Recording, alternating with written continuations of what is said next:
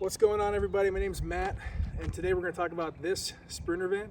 You guys are either brought to this video because you're about to rent this van, or you're just interested in learning about what goes into making a Sprinter van into a camper van. Whatever your reason might be, we're going to talk about that today, so let's get into it. Before we open the doors here and talk about everything that's inside, one key thing to keep in mind back here, if you do need it, for whatever reason there's a spare tire, this key opens up this master lock that's provided.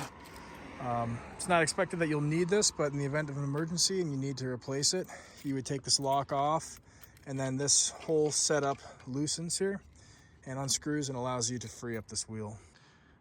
So let's talk about what's going on in the back of the van.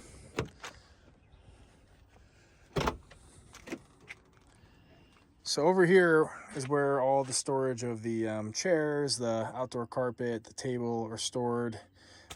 This could be in a different configuration, but it's going to be generally back here somewhere. On this side here is the water storage tank. So I'll move this fire ring. It's pretty cool. So there's no reason to really need to open this, but if you need to check how much water you have left, anything like that, you could take this top off. You'll have access to the 38-gallon water tank, and you can see the water level. It's currently empty right now. If you do need to empty it for whatever reason, moving the electrical out of the way, you would simply turn this release valve, and that would start drainage in the back of the van. So let's close that back up. So I mentioned here is your electrical supply. One side goes into your AC 3-prong outlet. The other side secures into this attachment right here. This is your shore power connection. So if you find yourself needing to add more water to the supply tank here, if I work my way around to this section right here, open this up,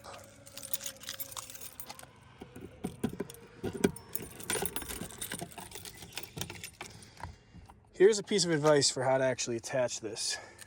It's smart to remove this piece first. Take this piece and actually secure this on like so.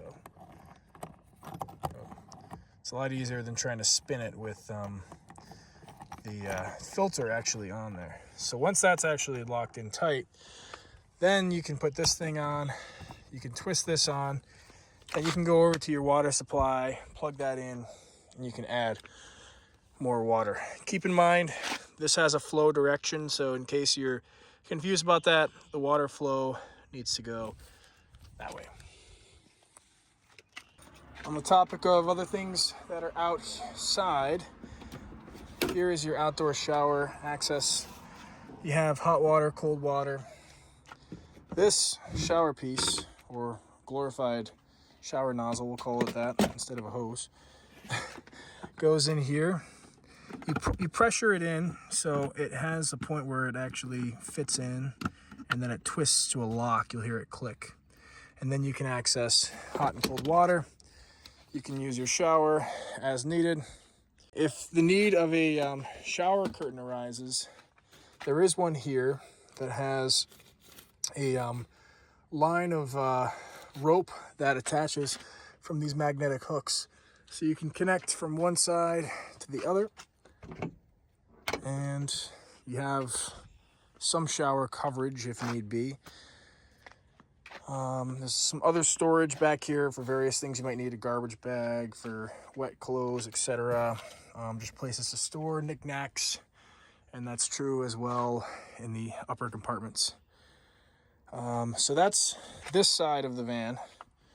So as we make our way over here to the right side, you'll see basically all of the electrical setup. There's 2 batteries up here that consist of 200 amp hours each to make a total of 400 amp hours. They're connected in parallel.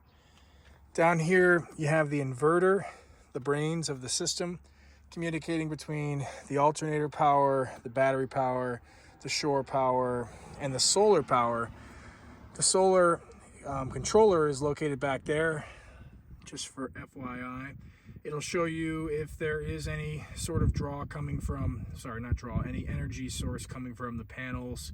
A day like today, we are getting some solar, but it is towards the evening, so not so much. As we look down here, these items are all fuses, so there's nothing really that I would expect you would need to look at back here, but in the event that a fuse did blow, these would be the suspects. In some of these areas, for whatever reason, if anything did happen, you would see that the metal has blown and there's no longer a connection for the electrical supply. Over here is the AC control panel. So this basically has the on-off switches for any AC distributions that we have in the van. We have 3: the main cabin outlets, the stove, and the microwave. I tend to leave these off because they naturally draw in residual amperage when they're left on. So it's not very much, and especially with 400 amp hours, you won't really notice it. So you can leave those on throughout your stay if you'd like. Those switch on just like that and off just like that. Again, I mentioned this. This is the charger from the alternator, which is allowing the batteries to charge while the van is driving or the engine is on. So that's a good perk, another source of energy when you're off-grid camping. If you're going in between locations, you'll be able to charge your batteries and not just rely on solar when you're going places. Finally, over here, hidden in this back corner, is the DC block, the distribution block for all the different sources of DC power we have in the van. There are fuses for everything you see labeled here. So to take this thing off, you press down on this button and the thing eventually wiggles loose. In the event that a fuse did blow, this would be where you would locate that fuse and check to make sure that there still is a connection there for the fuse. If you need to replace them, I'll leave some spares. They simply go back in like that. And then this piece slides back in here.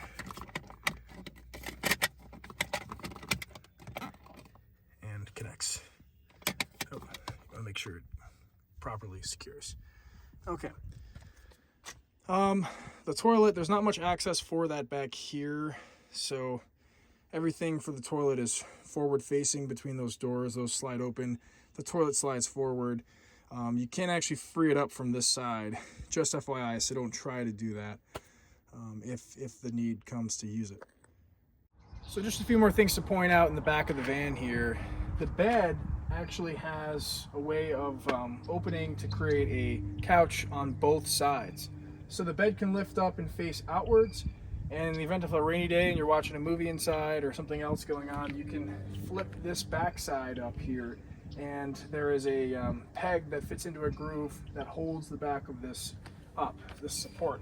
I'll show that on the other side just because it's kept on the inside interior of the van. But for simplicity here, what you'll need to do is move these pillows out of the way. And then you just lift up. I would push the mattress with the actual piece here. And then there'll be a peg that you can actually put here to hold this thing in place. That allows for you to sit comfortably inside the van if you need to face that way.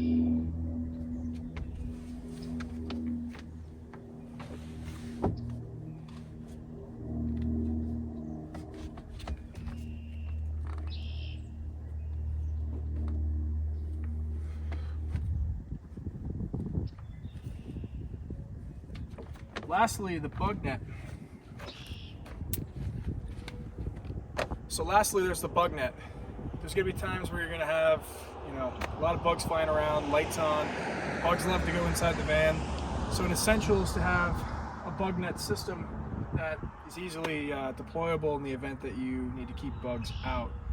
So this net has two different settings to it. It has a privacy setting, then it also has a screen setting. So I'll show you both. One side unclips from the back side of the van. The other side unclips from the front side of the van here. I'm sorry, on the inside of the van. So I'll show you the back side first. If I wanted to, I'm sorry, let's do the front side first. The front side, the frontward facing side is just the screen. So if I want just the screen, I can unclip these clips here. This will drop down. And then it actually has another set of clips here if you want to go even further. So let me lower this zipper here, and then this zipper on this side. So you can lower it to this height, keep access to the garage if you'd like. And then furthermore, if you'd like even more privacy, or just to keep that portion of the van also shielded from bugs or whatever else, rain even, for example, this is another way to lower that down. Then you have complete privacy here from the garage. It's also waterproofed, so you can leave this open if you want airflow when it's raining. You would probably want to lower this section as well though, and then this also zippers down, and that creates full privacy with some airflow. Another thing to mention about working or just standing back here, this is sort of a precarious part of the van. I don't recommend trying to climb into the bed from this side. It's very hard to kind of spring up there, so if you're not feeling confident about doing it, I wouldn't do it. It's a long fall down. So that's another thing just to keep in mind safety wise for the van. Just a couple things to note under the van. So on the passenger side here, you'll notice that there's an outtake exhaust and an intake for the Webasto heater. So underneath the van is where that Webasto heater is. There's nothing that you need to know about that underside, just in case you're wondering what these actually are. This can get hot, so beware when you're using the heat. If you're in a cold climate and you have the heater on, this exhaust does get hot. I doubt you'll have the door open while you're running the heat, but just an FYI to keep in mind. As we make our way around to the back here, you'll notice that the gray water tank is underneath the van where the spare tire used to be. So the gray water tank has a valve here that opens up to allow it to drain. That's the only thing you really need to know about the gray water tank. It's where the water from the sink goes after usage. And then lastly, as we make our way over here, you'll come across on the driver's side, the incline hot water heater, which has coolant line heating, which runs to the engine. That's what those two lines are up there. There's a emergency valve if it overpressurizes. There's also a valve down here that allows you to drain it if for whatever reason you are draining the water system. And on this side is the input and output for the water, as well as a thermostat for the heating element. So the heating element is typically left out of the fuse block just because it is a natural draw of power that is not needed when you are running the engine. That heats this 5-gallon holding tank with water, which should give you plenty. But if you do need the heating element on, the knob right there can be switched to on, and that can then heat the water with electricity. Let's talk about unloading and using the chairs and the awning for the van. So you see me in the back of the van here grabbing all the outdoor equipment. We have a table and 2 chairs, and I'm also grabbing the manual crank for the awning. You're going to see in a second I stop because I remember an important thing we need to do is close the sliding door before we lower the awning, otherwise it'll scratch the top of the door. So as you crank it out, you'll get to a point where you reach the appropriate length for the awning. Then you'll pull these 2 pieces out, the legs that will help hold up the awning. There's those knobs that loosen and allow for you to tighten the awning at the correct height once you've lowered them down. I would recommend then pushing up the awning to the right height, starting with one side, tightening the screw, and then working to the other side. There's also some stakes located in the cabinet drawer when you first enter the van that you can use to peg down the awning if it's semi-windy. Be really careful about the wind. You need to monitor that if you're using the awning. It's common with wind gusts that get pretty severe that these awnings can be damaged, so please avoid that at all costs. I'm currently laying out the carpet that is used as an outdoor carpet to avoid collecting too much dust, dirt, whatever else that would be going into the van. And then now I'm setting up one of the chairs. They're pretty simple that you take them out of the bag that they're stored in, and there is the actual scaffold structure that all just clicks together like tent poles. And then, as you can see here, I'm moving forward to get a better view. You slide parts of the chair back into the upper poles. That's the first thing you want to do. And then the second thing you want to do is tension the lower supports. The last one takes a little bit of pressure to get the pole into the groove there, but then you have a chair. The next piece of equipment would be the table. So to put the table together, it works similarly to the chair. You have these poles that snap together and create the actual scaffold that makes up the table.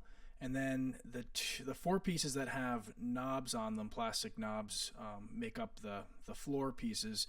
And then the upper four rods have a circular ball on the top of them that these support rods snap into. They're color coded with blue and green color codes to connect and associate the right edge with the right groove to insert the pole into. So you can see me configuring that now. The last part is pretty simple. You take the rollout table and it snaps into place with the clamps at the end of each of those support poles and creates your table structure. Lastly, I'm setting up the last chair. It's the same as the previous one, so no need to repeat ourselves here, so I'll fast forward this bit.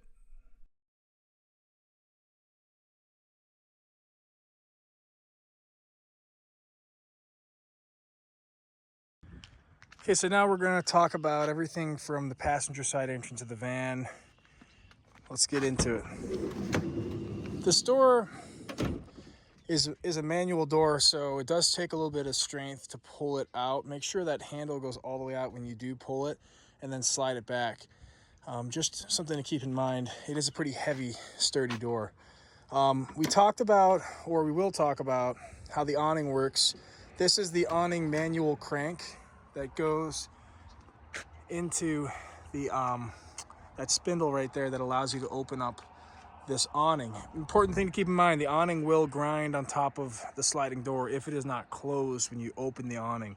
So please close the sliding door when you go to open the awning, and then you can open the sliding door once you've raised it up to the appropriate height.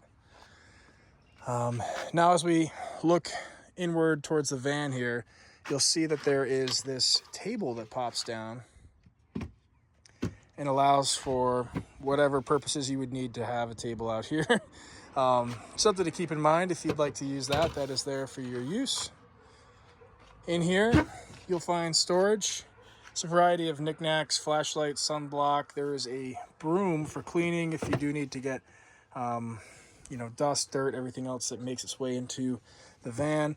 There's some towels and rags in here. I'm not sure what will always be provided in here, but keep in mind, this is a laundry hamper. There's all sorts of just knick-knacky stuff, so you can also add stuff in there if you'd like.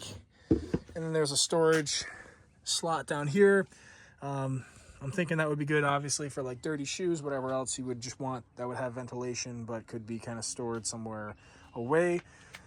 So another thing to look at while we're down here, this is where the hot heat comes out when you're actually using the hot air comes out when you're using the Webasto heater.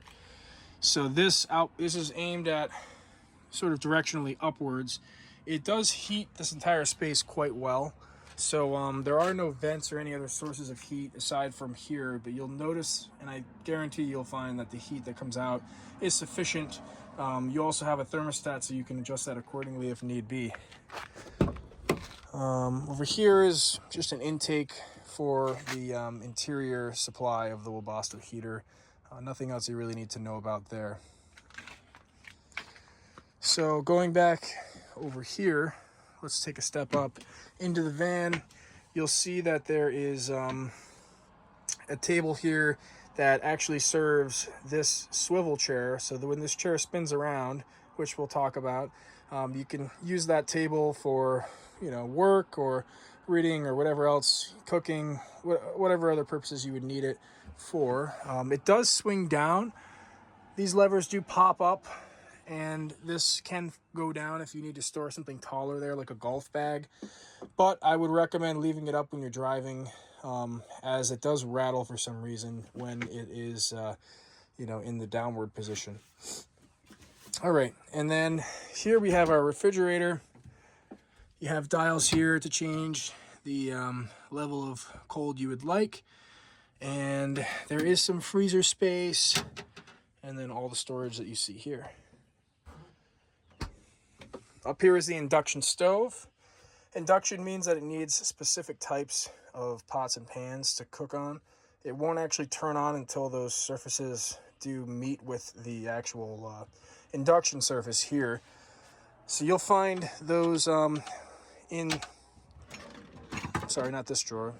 The lower drawer has the cooking induction pots and pans and whatnot. And then there's some bowls here as well, some cutting boards. All of these pans use these grafts, these handles, you know, can open up and attach to the induction. It's hard to do with one hand. So if you want to free this up, you actually just click down this button here. That allows you to secure it onto the pan that you'd like, and then you can clamp it down, or the bowl you would like. They're all here. Okay. Keep in mind, these need to stay locked when you're driving, because these drawers do slide open, you know, with a sharp left turn. Some storage, cooking utensils here. There's a coffee maker, some coffee mugs, coffee cups, some regular cups, some storage containers for food, some plates, all sorts of stuff that would be needed for food and all the great stuff we do in the kitchen. And then up here, this upper drawer has your silverware. Has a bunch of other just cooking utensils, some knives, there's a lighter, bottle opener, all the good stuff. So that makes for our cabinet storage over here. Under the sink, you'll find there is a decent amount of storage. There is all the plumbing, you have your water pump, and all the other gadgetry that goes along with that. There should be a supply of paper towels. There's a drying rack right here that can go over the sink. Some Clorox wipes, sponges, garbage bags. We also have the porta potty packs. So in the event that you do need to use the porta potty and you've used it more than what was originally supplied, you can drop these in, read the instructions in the back to get some more details on that. Okay. So as we make our way back here, actually, let's finish the kitchen. So there are storage containers. There's still some oats in here.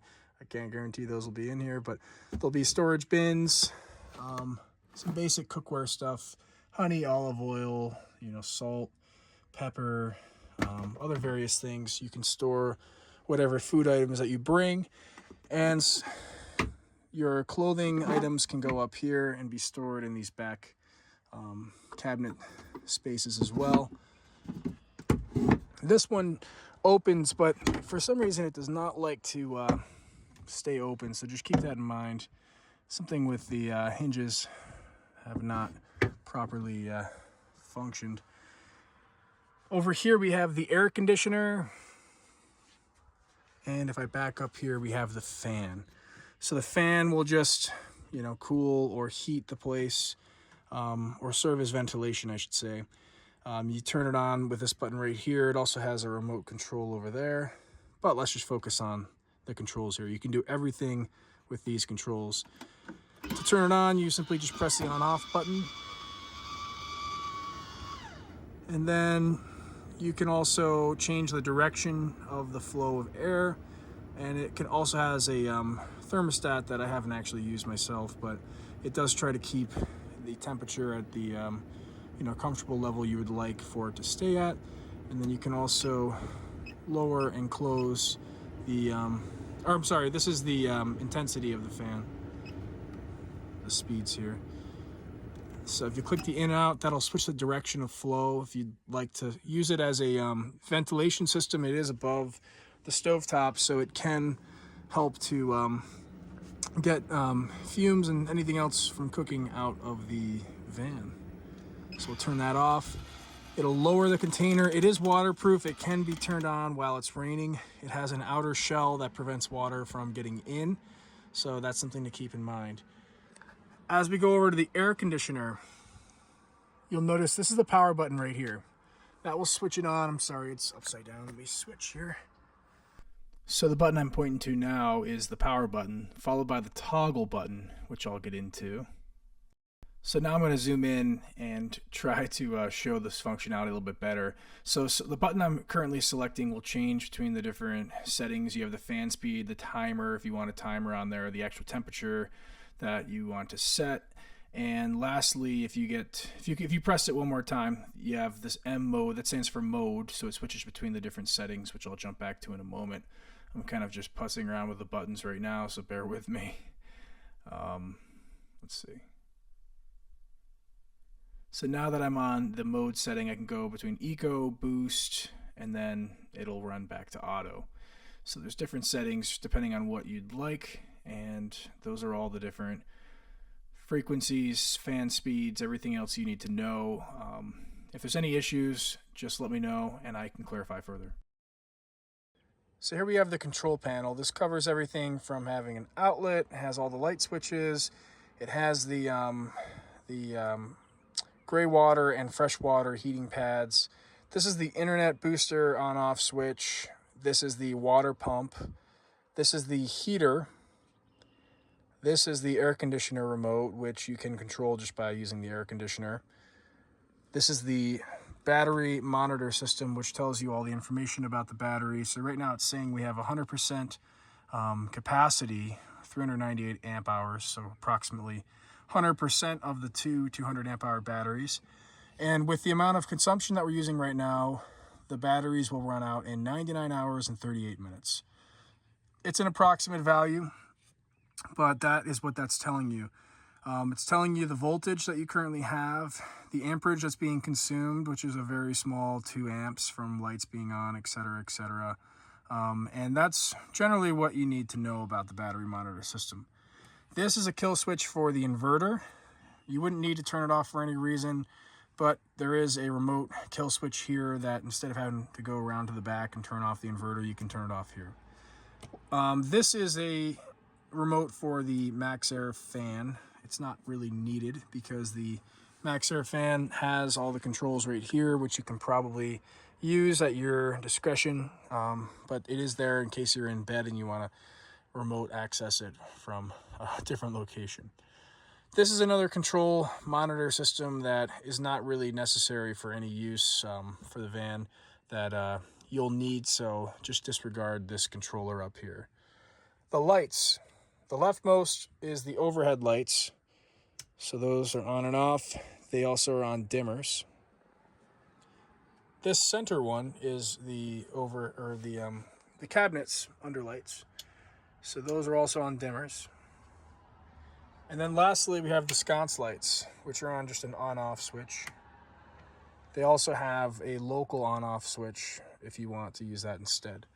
Another thing to keep in mind about these sconce lights is they do have a USB plug-in, and then there's also a supply of AC power to both sides of the bed.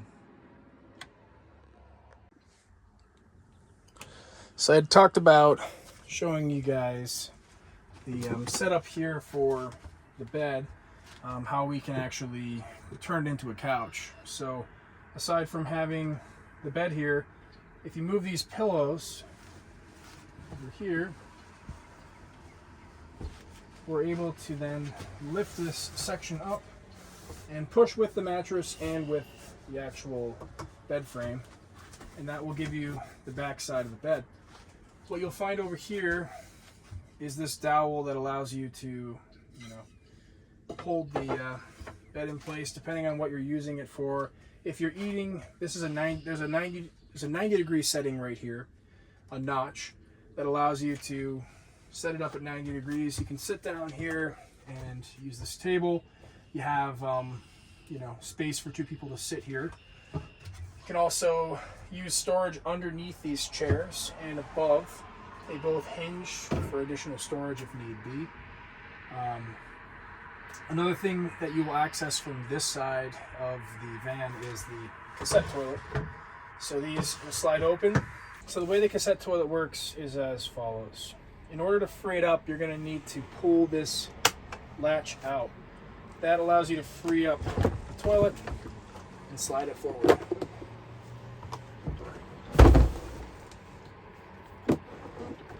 So once the cassette toilet's here, you can then lift up this back side, and that gives you some other information. There is a water fill for the flush side. Fresh water goes in here, and then this knob goes back on and secures. The other side is the flush button. So when you press that button, it'll actually flush water in the bowl. The middle has a dial that tells you the amount of water that's left in I guess the tank, quote unquote, the supply of water. So that's something to keep in mind as you use water from the top and you click this button. It'll sound like this. It'll go through, and then there's a latch on the side here that you move to open and close the trap. That is like the barrier between, you know, the bad stuff. So the way the toilet works, you can lift up the seat here. Guys and girls need to sit when they use the toilet.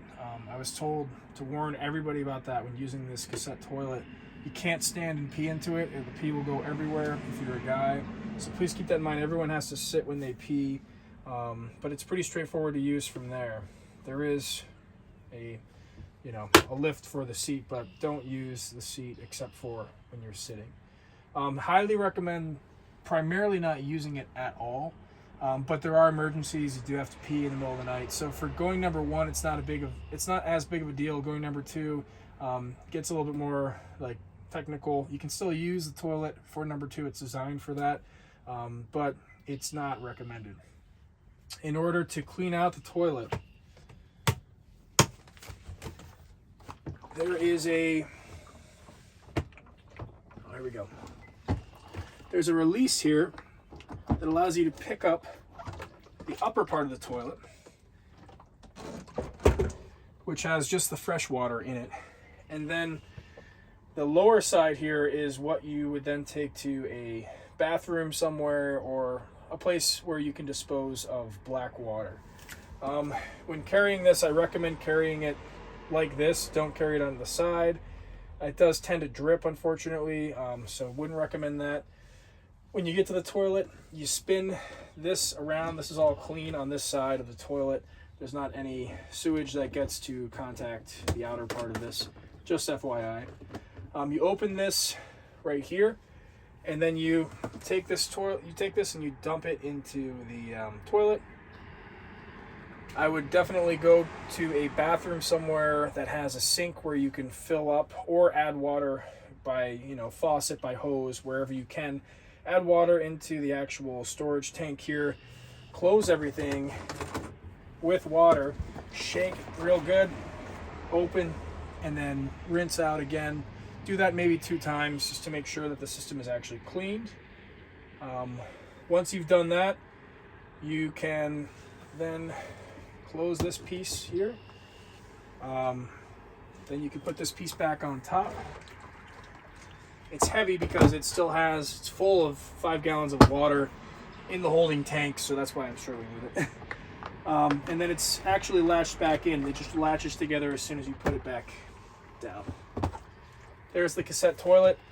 One thing I would do is flush it a couple times so that there's some water that's in the storage tank. I would then open that water, allow it to go into the lower storage area. Maybe flush it like 5-6 times. Then take one of these pods, drop that into the toilet when it's opened, and allow that to dissolve and create the liquid essence that is in the black water holding tank. That'll avoid any bad smells, any other issues that you might have. It's quite simple to use, pretty straightforward, and that's how we do that. When you're done with the toilet, you can close it like that, and then I have to fix this, so sorry about that. Why does this keep sliding out?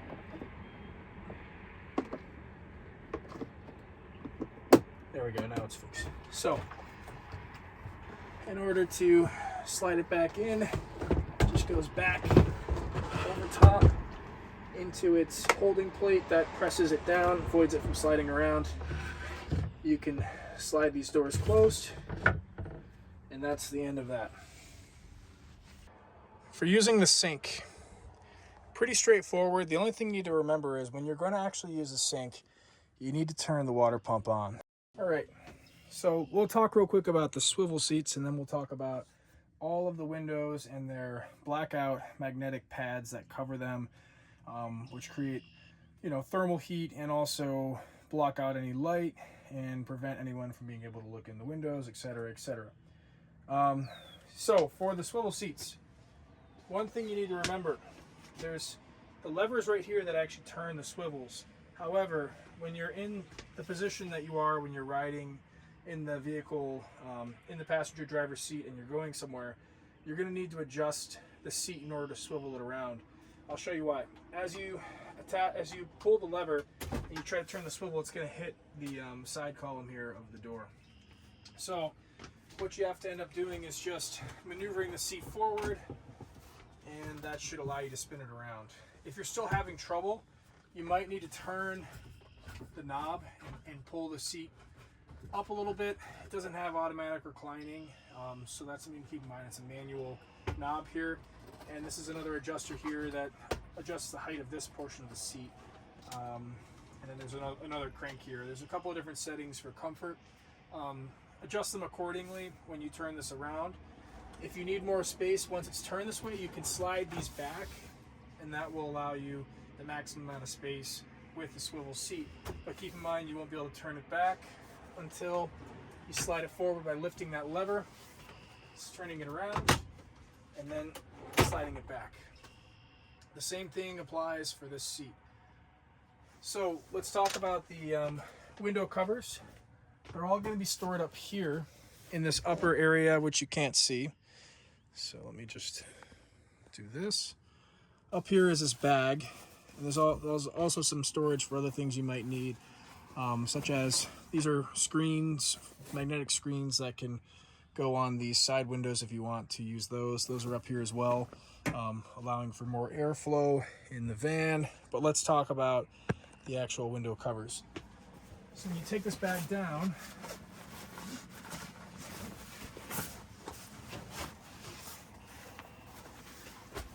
you'll notice that every single window, including the fan, has one of these blackout pads. So these are for the sliding windows. You'll open them and you'll just have to figure out which ones go where. But the magnets here just go right on. They're very simple to use. Really highly recommended. And let's pull out the one for the front dash. I'll show you how this one works. For these particular covers, you'll notice that one side has a pattern, one side doesn't have a pattern. The side that has the pattern is the inside facing portion of the actual window pad. So when you're going to put this on, you want to locate which side has the rear view mirror split. That'll tell you this is the top side here. And then you can lay it out like this. Make sure all the pieces are open for maximum coverage. And then the first thing I would do is just slide it between the rear view mirror. And then there's a little bit of a trick here to hold these portions up. You lower these guys, and that allows you to block the light. When it comes to the side windows, same thing applies. Look for the pattern. That's your inward facing side. The non-pattern side doesn't have that. So then when you attach these, you'll notice that they have magnets. So it's as simple as putting this piece on here listen for the magnet to click, and that should allow you to properly block out light. Well, that does it for us. Thank you guys for checking out this video. If you did have any questions, any concerns, feel free to let us know. We're always happy to chat, whether it be about this van in particular or if you're planning to do a project of your own. Enjoy, and we'll talk to you guys next time.